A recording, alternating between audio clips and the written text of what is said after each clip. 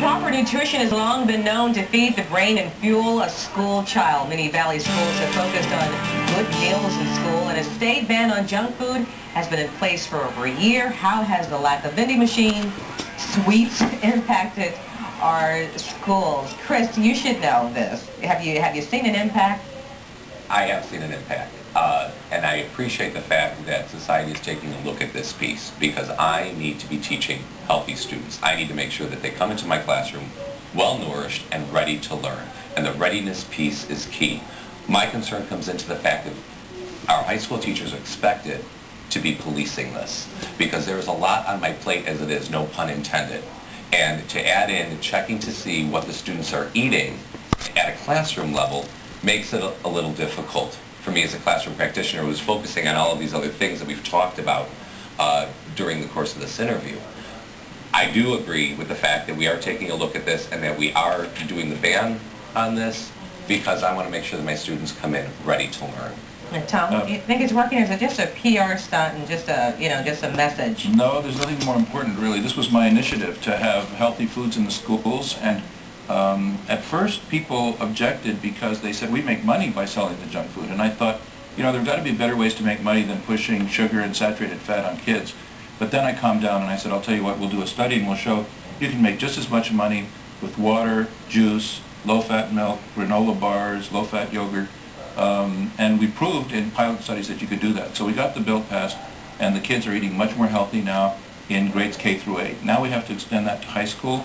And some high schools have volunteered to take their soda machines out, like Phoenix Union. Phoenix Union, yeah. Raj Chopra is a great believer in healthy kids, as all of us are, except some people who lobby at the legislature. So your viewers need to lobby their legislators and have the parents' voice heard, because sometimes business voices predominated at the legislature. We weren't able to get high school healthy food through last time. I'm hoping we'll get it through the legislature this year, and I hope your viewers will help contact their legislators so that business interests don't stop them from seeing to it that our kids healthy. 1 can of sugared soda has 10 teaspoonfuls of sugar.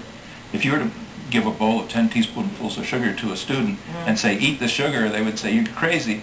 But that's what, without realizing, that's what they get every time they drink a can of sugared soda. So. When I was walking around the high school, though, I just saw kids with their, sodas and their potato chip in their backpacks.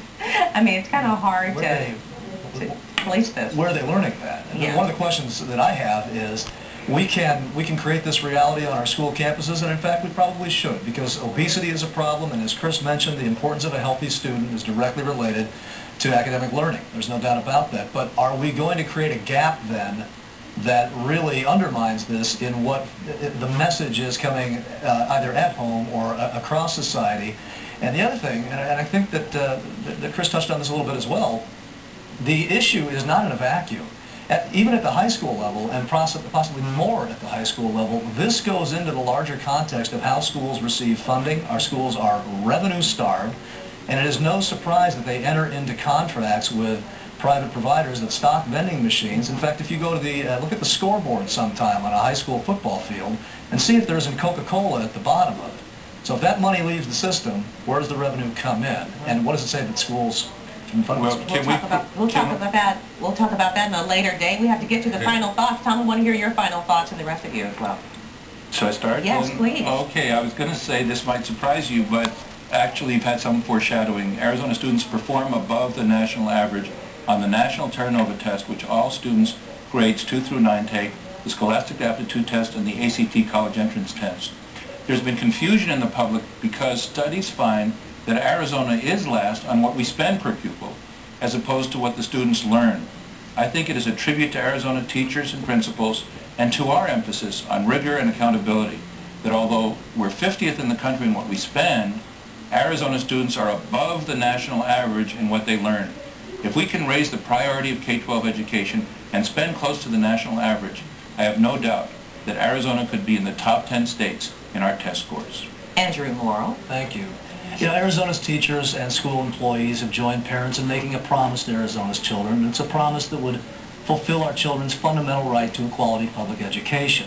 And our elected leaders have an opportunity to keep that promise by making public education a priority. The Arizona Education Association has a vision for the promise of quality public education. We need to ensure teacher quality by creating a professional standards board. attract and retain the best professionals by improving compensation for all school employees, and repeal vouchers which send the limited funds for public schools to private institutions. AEA's vision allows us to keep the promise of quality public education for all of Arizona's children. Chris Meza. As a public school teacher, I support school choice. Arizona's parents currently have the right to choose their child's school. I am concerned that school vouchers are a way to subsidize this choice. As citizens, we provide a high-quality product called public education to all of our students, which does not distinguish between students based on socioeconomic status or special needs. This subsidy drains much-needed funding from our public schools into a private school system which is not accountable to the public.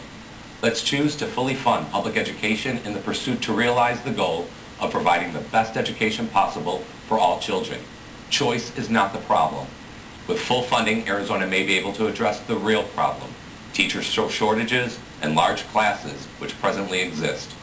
When parents choose a school system that is not accountable to the taxpayers of Arizona, they should expect to pay the full cost of this personal choice. Wow, yeah, so much more to talk about when it comes to education. Thanks, that Sunday Square offer this week.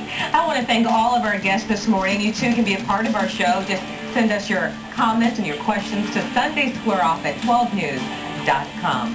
Make sure to join us.